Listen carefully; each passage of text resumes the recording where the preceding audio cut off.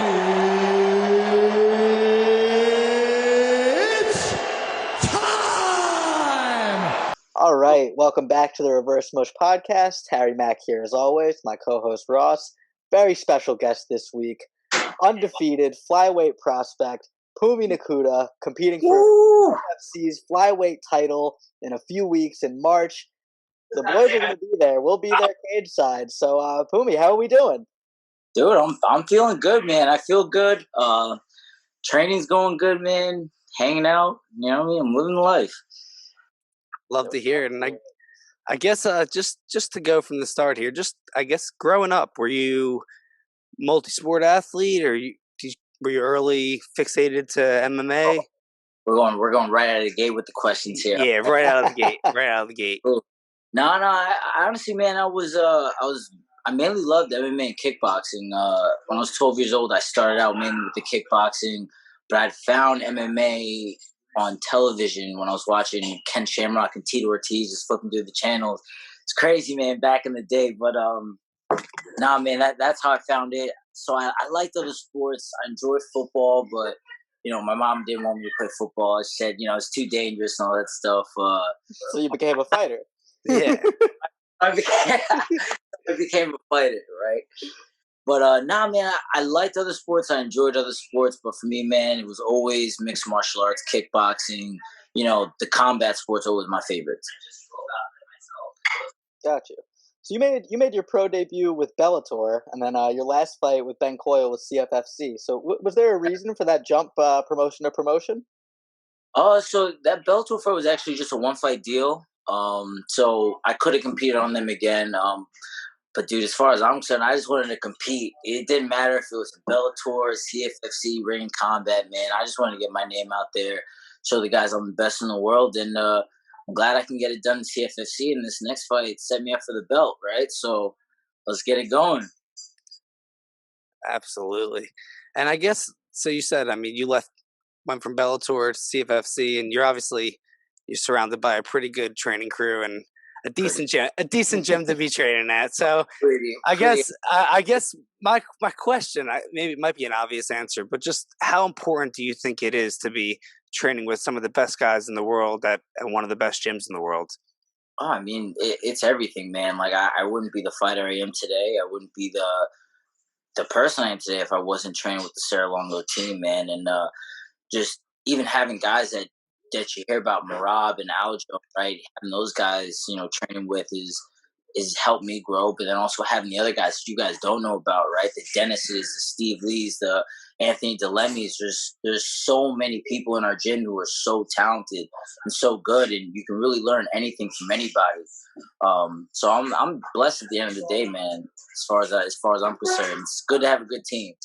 Absolutely, and we are good friends with Dennis. Just to let you know, we've had him on. He actually hopped on our Twitch stream, so good friends with Dennis. Yeah. Who hopped on? Dennis Pazukia. Oh, Bazooka? Yeah. Dennis is the homie. Yeah, so we've talked to him. Everything we've heard from him. We got to talk to Ray, which was incredible. But everything we've heard out of your gym is just how the camaraderie is and how important that aspect of it is for you guys. So. Yeah. It's cool to talk to another one from that crew, and like we said, we'll be sitting cage side again. And we'll be pulling for you at that CFFC card. Absolutely, dude. I can't wait. I might point to you. I don't know if the crowd's gonna allow them to be like, "Oh, what's up, guys?" I'm gonna point to you guys. Do the Max Holloway. You'll hear us. We'll be very obnoxious. We were at the James Gonzalez fight the night before your last CFFC fight, and we were very loud and very obnoxious. Well, wait a minute, you guys didn't stay the next night or fought the next night? We tried. We don't have a lot of money is the problem. But we said, we got those tickets this time, so we'll be there to see this fight. Perfect. And we bought them right away, so we should be cage side again. We're banking on that, unless they look at the name and they're like, "Yeah, fuck these kids." Yeah, they don't love us. But tomorrow, actually, we're supposed to be interviewing Arias Garcia. We're gonna break bread. We're gonna try and get unblocked by CFFC. So we'll see how it goes. Nice. What you guys do to piss those guys off? That was a hairy deal. We had James on, and then they didn't exactly do him right, and we talked about that, and they didn't necessarily like that. So, we're gonna have them on. We'll hear their side of the story, and we'll see how it goes. We're trying to break bread. Yeah, we tweeted at Ricky Simon like a ton to fight James. Yeah. We're very loyal guys. We consider ourselves the unofficial propaganda wing of the SerraLongo fight team. I'm down with it. I'm signed with you guys on this one. Let's go. Let's go. Beautiful. There you go. Yeah, what can they say if the fighter on the card agrees with us? Yeah, 100%. But I guess back to fighting for a second here. So your first CFFC fight, you go in against Ben Coyle, you land in just an unbelievable submission. Going into that fight, I mean, what was running through your head there? Were you thinking anything extra of it for a CFFC fight, or? So I mean, obviously we're confident as always. It's always great work with my team, but I actually tore my LCL, partially tore it, not completely, a month before. So I couldn't do any jiu-jitsu, any grappling. So we really wanted to keep the fight standing. It just ended up on the ground, man, and we just roll here at SerraLongo, man. So I mean, what are you gonna do? Some of these things are just muscle memory, right? So, but now, that was good, man. It was. I went in with an injury, but still came out on top. But at the end of the day, man, so onto the belt now. Exactly. Yeah, I mean, in watching you fight, you can definitely see where the Turbo nickname comes from, because the speed that you have in your hands is something. I mean, it is a fucking pleasure to watch you fight. Even when you're just posted on Instagram, posted on Twitter, just watching you train and fight and watching you let the hands go is something, man. Dude, and we've been working so much more of that, man. Like those are the little things, man. We've been working on that. Finally, I get to show, and dude, in this next fight, I got some real good stuff we've been working on. Hell yeah! So you actually that last fight we were talking about, the Ben Coyle fight, that was on the same card where Alberto Trujillo won. Yeah. Won this 125-pound. Yeah. We had Santo Quiratalo was a really highly regarded prospect. Highly regarded prospect. He was slated to win. The guy Santos was apparently supposed to go to the UFC. So, big upset. Crazy how that ends up working out, though. Yeah, maybe we get a little deja vu here. Maybe we go in there. I said maybe we get a little deja vu here. Maybe they're giving him that UFC hype. You go in there, send him a message. I mean, look, man, anybody I step in that ring with, they already know how it's going to work out. They could be Trujillo. It could have been Santos. I mean, obviously Santos now we know can't last the first round, but I know it's going to be tough. He's actually going to be game, but come on, man, when I step in that ring, it's turbo time. Absolutely. And I mean, looking at it now, you now have victories by inside distance by knockout, and you also have the sub. Do you do you prefer one more than the other? Is there one you get more gratitude out of? Honestly, man, I don't mind, man, because either way, it's just about getting that W. Doesn't matter. I like to finish. I always like to finish. But when it comes to subbing, look, if I got to make someone give up and make them cry uncle and say I win, ain't nothing wrong with that. If I gotta put them out of consciousness, then shoot, ain't nothing wrong with that too. But we got to finish these fights now.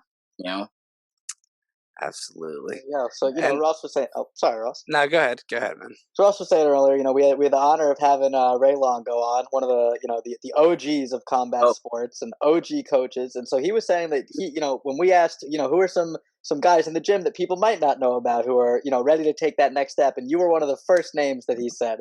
So not to kind of overlook that this Trujillo fight, but do you feel that a win here would kind of set you up for your next fight being that next step, whether it be maybe the Contender Series or a UFC shot? 100%, man. And I gotta shout out Ray Longo, man. He is the best coach on earth. Only coach to beat George St. Pierre and Anderson Silva, two of the GOATs. So gotta give. People forget that. People forget that, man. They really do. That's a huge stat. But yeah, 100%. I think working with the guys I'm working with in the gym, doing things I'm able to do, I believe I'm UFC level. There's no reason I shouldn't believe that. I think you put any of those guys in the ring with me, and I make them competitive and can win against all of them, including the champ Davidson Figueiredo.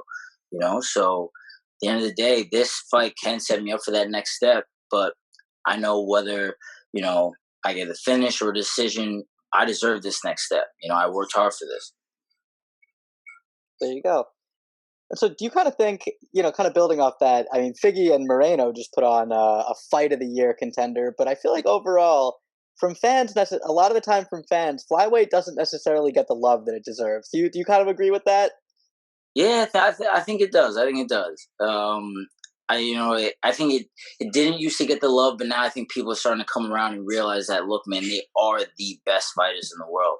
I don't care what anyone says. Like, the talent doesn't really go up in terms of these weight classes, man. And Right. you look at guys like Mighty Mouse. I don't see anybody in any other weight class throwing a dude up in the air and ripping their arm out of the sky. Incredible. Right. The UFC did Mighty Mouse so dirty. They really did. And that's what I'm saying. I think it could go both ways because, look, did Mighty Mouse, could he have marketed himself better? Yeah. Could the UFC also have marketed him better? I think so. That's a good point. It's like it goes both ways. Yeah. It does go both ways. But look, man, now they got to start in the making. As soon as I make my name in there, they ain't got to worry about that anymore. Exactly. There you go. Beautiful. And that's that confidence, man. I feel like you see with all these fighters, the one, you know, kind of common denominator is that confidence. And you just you need that to succeed at the next level. Oh, 100%. 100%. If you don't believe you belong there, then you're going to be out of there faster than anybody, you know? Definitely. And I guess just going back to, I know we talked about hopefully we'll be sitting cage side, but having fans in attendance there. Well, first off, what do you think of Philly fans? And second off, does that play any role? Does having fans in attendance, does that do anything extra for you? Not Philly fans are dope, man. I know. That's right. Like, I know they're dope. They're some of the best fans out there. It'd be nice if we could have like a nice rowdy Philly crowd. I'll bring that heat for you. 100%. I'm from Philly, so I'm out here to rep for you. Ross almost got into a fight with a bunch of Georgian dudes at James's last fight. Hey, you I did not want to fuck with the Georgians. I was like, listen, man. Listen, man. You throw a pretzel at me, draw me. Gotta say, good accuracy on this guy's part. Doinked Got me right in the back of the dome with the little pretzel. My whole thing is you start fighting one of those guys in Morocco. Oh, it's over. You know what I mean? Yeah, no, trust me. He's saying I almost fought them. I was trying to play peacemaker. They just weren't happy. Okay. All right. That's better. You know, we'll be more peaceful at your fight. Yeah, no fights. You don't got to worry about that. Until you put on like a highlight victory, and then all bets are off. We're getting buck. Oh man, I actually got booed my last fight. I don't know. Ben Coyle had a lot of fans. I was getting booed. I might have to have you guys. It's just straight up because he had Pennsylvania after his name, and it's just an instant boo the other guy. But trust me, I was rowdy when James was fighting Sabatini. We were already SerraLongo guys, and I was getting looked at like, yeah, you're from Philly. What are you doing, bro? I'm it's a hostile environment. The War SerraLongo deal. You know, they're not the most welcoming. Well, that's the best. That's why I might need you guys to back me up out there. I can't go out. You don't got to worry about that. We will do our part. That is for certain. So actually, I saw you and Aljo have been streaming on Twitch a little bit. Oh, you know what? It's funny you mentioned that. Aljo did used to stream on Twitch. He stopped once. You know, I ended up getting all the W's. You can't have that.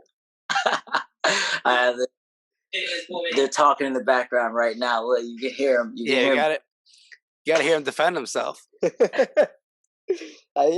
can't go on the man's own stream and embarrass him like that. I mean, it got bad. It got to the point where like some of my fans and my friends were hopping in the stream and cheering for me. You know, it was a mess.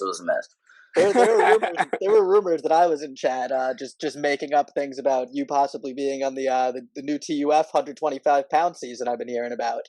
So that was you commenting. No, that wasn't me. I don't know what you're talking about. I was like, in that.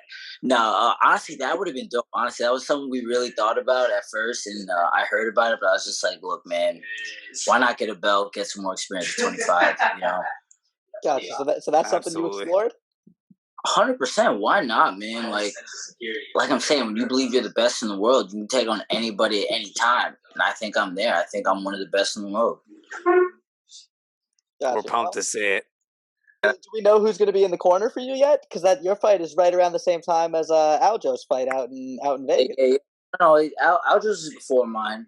So obviously we're gonna get Aljo, that he's fighting for the belt. That guy, you know what I mean? So It's a big fight. It's a big fight.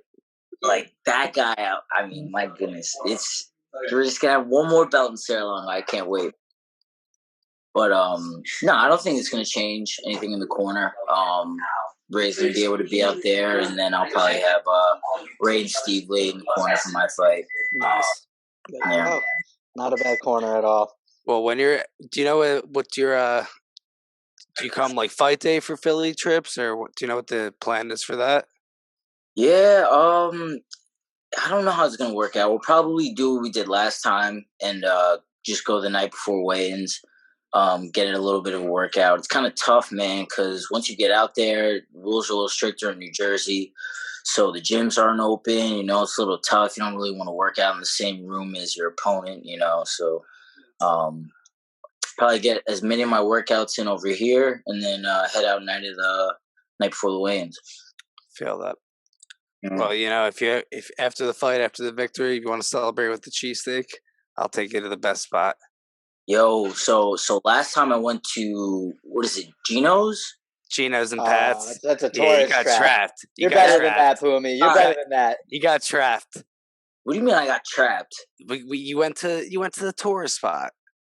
I mean, it's all right. Like it's not bad. I'm not gonna say it's bad. There's still good cheesesteak, but dude, there's places that aren't like in that like main quarter there. That's where they send you to like go to Pat's and Gino's. Real one. You got to go to. You got to hit the local spots. You got to go to the top spots. So which one is like the real Philly cheesesteak? Like, all right, like in my opinion, best cheesesteak in Philly. It's in South Philly, so it's actually maybe like 2 blocks from where you fought last time, or where you're fighting this time again. It's a block away. We got our Uber dropped us off at it to get in last time, but it's called John's Roast Pork. Best cheesesteak in Philly. John's Roast Pork. John's Roast Pork. It's right there, but that's the spot. Wait, now is that the best one or is that the classic OG one? So I mean, like, because you know what I'm saying. I mean, it's been around since like I think like early 1930s area. Like it's been around for a minute. All right. But like Pat's was like the first one, which is the one across the street from Gino's. It's the place you went. Yeah. But yeah, dude, you get that dub. Cheesesteaks on Harry and I. We'll crush a bottle of Don Julio or something. We'll have a night. Absolutely. Let's go. We'll twist up an L. We'll have some cheesesteaks. Have ourselves a day. Cheesecake. It don't matter. All of it. Give us all of it. 100%. Dude, I got it. That's the one thing, man, is just don't bring the Cinnabon to the party. That is a whole nother game. I saw you posted. You're trying to get that Cinnabon sponsorship? Soon. Soon. It's coming. We'll help manifest. Exactly. Gotta manifest. If I'm sponsored by Cinnabon, trust me, that's it. It's game over. We need the UFC to let fighters have sponsorships on their shorts again, because it would be funny as fuck to just go in there with 2 huge Cinnabons on your ass. Yeah.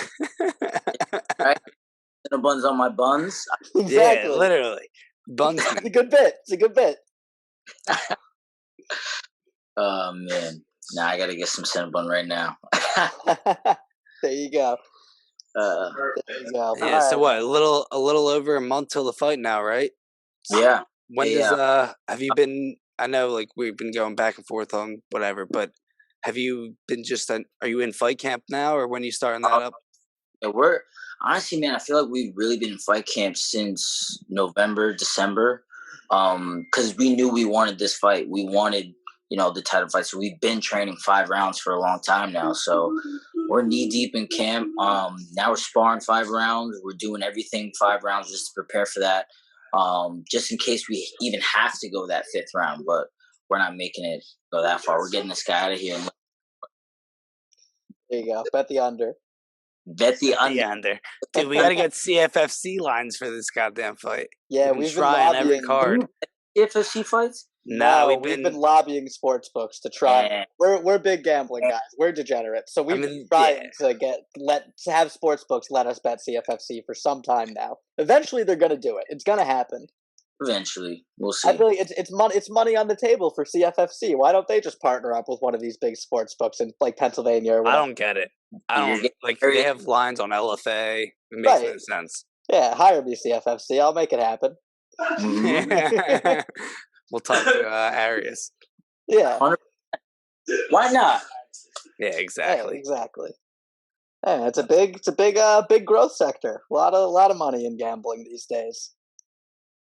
You know what, man? Honestly, I was thinking about it because I got some of the calls right for the Jake Paul, the Nate Robinson. Yeah, I mean, come on, right? Yeah, that was hysterical. Mike and Roy Jones. I knew that was going to be drawn out. Just like, damn, why haven't you played the parlay on that? Yeah. Hope shines above your head. I'm thinking about getting into sports betting, man. We'll see. Dude, it's a fun little alley. As long as you got to be prepared for hurt, and yeah, you have to you got to be smart. You got to try to be smart. Stay within your means. All of that fun stuff that all of our sponsors yell at us to say. I wouldn't do it with actual MMA fights, to be honest. Like UFC fights, I don't know if I could do it with that. It'd have to be maybe one of these like celebrity showcase fights. This kind of thing. Where you're like, okay, I'm betting the house on this because I know what's going to happen. You think Askren has a chance or not? I kind of think he does, to be honest. But I hate talking about this. I hate giving this fight any credence. That's fair. Look, all I'm going to say is this guy's our representative for MMA. I know. This guy. That's all I got to say. I hope that I said this in our last interview as well, but I hope that he comes out and just shoots a double leg to start the fight. Ally Quinta said it best on his Twitter. I don't know if you guys saw it. I saw that, yes. Just take him down and just fucking hit him. What is he going to do? Just keep doing it. Just take the fucking DQ. Dude, even if they say fuck his contract, I feel like the like virality and the exposure and the marketing that you would get from doing that would be worth the contract getting voided. Look, if this guy Jake Paul doesn't have a takedown clause or some wild stipulation. Yeah, I remember Floyd Mayweather, I think, had like the kick clause or something. He had something with like Conor. Yeah, McGregor threw a kick, he lost his whole purse.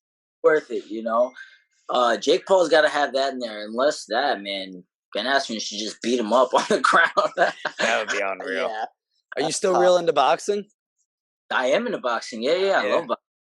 I love it. I honestly, man, I use a lot of the techniques we've been working on, man, are boxing techniques. So, we're transitioning those same boxing techniques to kickboxing and, getting those takedowns too. So, yeah, I love boxing. There you go. I think it's a shame what modern promoters have done to boxing. It's truly unfortunate. And that's the thing. You rarely see those good fights anymore, man. Like, they don't make really the best fighting the best. And sometimes now when those fights happen, even like Canelo Triple G, they happen a little after the fact, Right. Yeah. And then the judges fuck it up anyway because the judging is all corrupt and awful. And so it's brutal. But that's the thing. It's rare you get a moment like Lomachenko versus Teofimo Lopez, Right.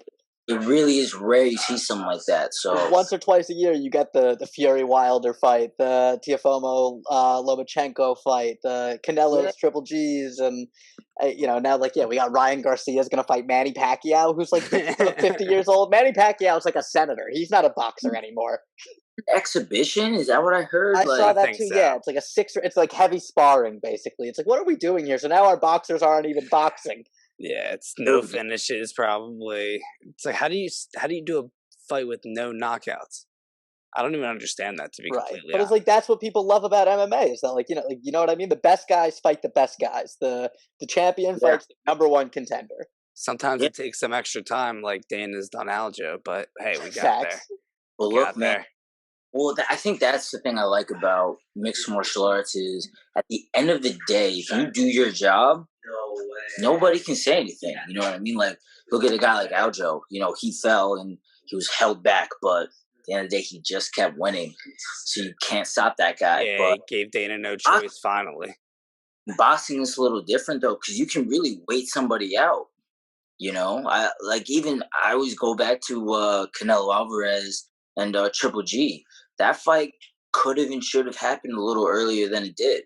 And if it did, we get a faster Triple G, we get a more prime Triple G with a little more power, and that fight is a little different. You know, Even if you go back to like Floyd and Manny, like that fight happened like what 8 years after it should have. Yeah. Yeah, I think pushing on like 9 years, man, and if that fight happened back then, now we get a much faster main pack. Yeah. Right. We got prime Manny and prime Floyd. Yeah. But yeah, they don't want to give it to us. Boxing promoters. Boxing promoters hate the fans of boxing for some reason. Boxing fans are the most persecuted fans on earth. Just treated like shit constantly. No, man. Honestly, and they don't even get the fights they really should be seeing. It's a damn shame. But you even got Teddy Atlas saying that about boxing. Yeah. Part right, which is crazy. Teddy Atlas is saying that. I'm hoping Ryan Garcia will like be able to, kind of bring boxing to that new generation that hasn't really, people around our age and a little younger who aren't necessarily super into boxing, super into combat sports. It seems like he might be the Zoomer TikTok king of boxing. Well, yes. Unfortunately, it looks like it could be the Paul brothers also, which brings in a totally different group. He like made a video with one of them. I think he was trying to fight one of them. I don't know if it was Jake or Logan, but like him and Ryan Garcia had something. I don't know. It's ridiculous. But that would rule. I'm here for Ryan Garcia, like absolutely murdering one of the Paul brothers. That would be fun. I wouldn't pay for it, but I'd stream it. I'd stream it illegally as well. Stream the next day, But no, I thought Ryan Garcia, was supposed to fight Gervonta. No, I think they were talking about that. Fighting Manny, I know next, right? I think they're doing him and Manny on the card with Jake Paul and Askren, and then I have seen that they're trying to book him and Tank. Such a joke. See, that's what I'm saying. Like, so this guy's gonna go fight an exhibition against Manny Pacquiao. Yeah, that's cool, but he could literally fight Gervonta Davis, the best in the world. Like, do you see what I'm saying? Like, it doesn't make sense. The fights that everyone wants are never made. But that's the crazier thing. The public who like doesn't really hardcore care about boxing probably cares more about the Manny fight, which is the worst part. Yeah, 100%. Look, at this point, no one really cares who is the best boxer in the world anymore, right? They just want to see, hey, can this guy beat this guy in a boxing fight? You know? It's all spectacle. It's all a sideshow. Yeah. It's crazy. I didn't think it'd turn out like that, man. But I actually watched the first KSI Logan Paul fight. But I did not think it would like turn into this thing now, where it seems like every few months we're getting new celebrities now, and you even got legends hopping in there. Yeah, I think Lamar Odom is now fighting celebrity boxing. Who's Lamar Odom fighting? I don't know who. Let me see if I can pull it up real quick. I know that man should not be allowed in a boxing. A celebrity.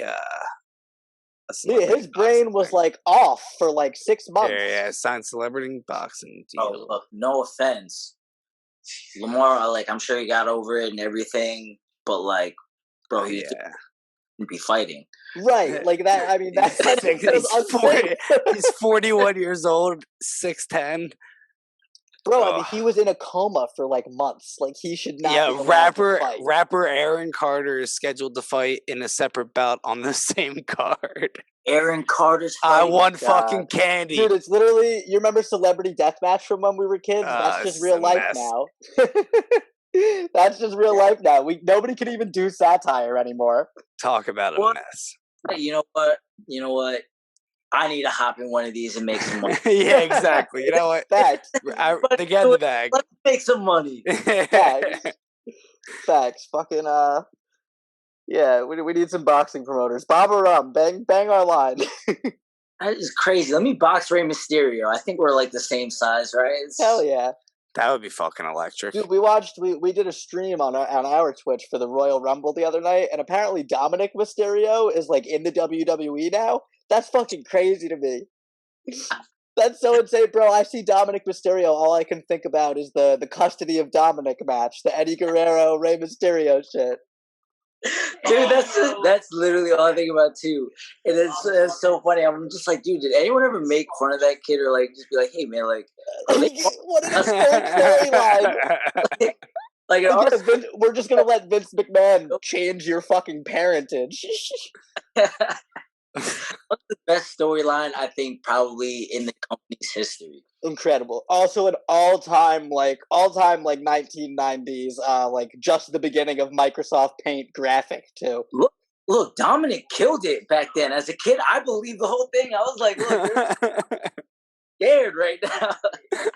Yeah, bro, he's standing in the ring, fucking wide-eyed, like, oh my god, Eddie Guerrero's my dad. You got Eddie Guerrero who's going nuts as a heel. You got you felt so bad for Rey Mysterio. It was crazy. Man, wrestling ruled. I feel like MMA is slowly like they've always had a lot of similarities, but I feel like it's coming full circle where MMA is slowly morphing back into professional wrestling now. Yeah, man, it's almost like people are kind of over pro wrestling now, and they want to see pro wrestling but real. Yeah. Exactly. I mean, like I was at UFC 243, the BMF fight between Nate and Jorge. And so I watched it back the other night for the first time in a while, and it was straight up WWE shit. I mean, you got The Rock coming out with the belt, you have Jorge coming out to fucking Scarface, like full blown WWE. But I'm 100% in. If that's how we're gonna do it, Israel Adesanya is gonna have his custom entrances. Yeah. Yo, let me get something like that, bro. Yeah, bro. Oh man, dude, it's fun. It's only good for everybody when like fighters show personality and like it's good for the promotion. It's good for the fighter. It's good for everybody. Like, why the fuck not? Who cares? Yeah, I mean, look, like, all right, I get it. You're making your UFC debut. Maybe you can't have some 3-minute entrance. Like you're the Undertaker or something. You know what I mean? Maybe situational awareness for sure. Somewhere, but it would be dope if everyone could have their own custom entrance, right? Yeah, I mean, dude, everybody who's gotten to the UFC, right, has worked incredibly hard for that moment. Yeah, give them their own walkout. Yeah, why not give them a few minutes to fucking bask in that? I think that's the least we can offer. Yeah, a little bit, right? Yeah, well, yeah, Turbo. I know you said Aljo booted you off his stream, but Harry and I, we stream for all the fights. So if you ever want to hop on, do some live commentary with us and shoot the shit, you're always welcome. Dude, invitations 100%. On the table. Look, man, the only reason I ever get kicked out of any of these things is just whooping ass. You know what I'm saying? Like I hit him with the Falcon punch. I know we're telling lies. And we were telling lies. Oh gosh, you hear him back there? You hear him? Oh, we hear. That's the only. Look, as long as we're not being competitive, we'll be all right. No, you can honestly be the best part of our stream, and me and Harry will be happy about that. So that's right. You don't got to worry about that. We'll just be like, yeah, here it is. Dispute that you're the number one on Smash on stream. Then he'll just have to come on the podcast and dispute it himself. Look, no, that's just stay over. Tell you, all it takes is one thing, and all of a sudden you won't stop. There you go. Oh, all right, man. Well, we very much appreciate you hanging out, giving us your time. Best of luck, March 11th. Everybody, make sure to tune in. UFC Fight Pass. Tune in. Wow. You will see a new CFFC flyweight champion, and then we're gonna take UFC. Oh, let's go. We'll be there. We'll be cage you got the hype crew in the back. I love it. We love it. Anything you want to get to? You want to plug before we let you go? Plug my sponsors, Cruise Combat. They're the best guys in MMA apparel, and yeah, that's about it. This is roughly like my man. We appreciate it, man. All right. Take care, gentlemen. Take care. We'll see you soon. See you soon. You go, man.